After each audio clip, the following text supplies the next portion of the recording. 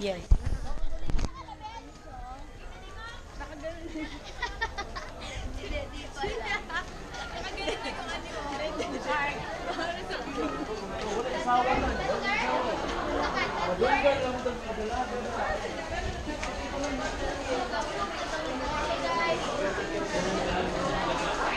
Pila?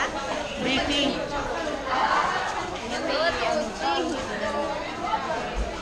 Doon yung iba.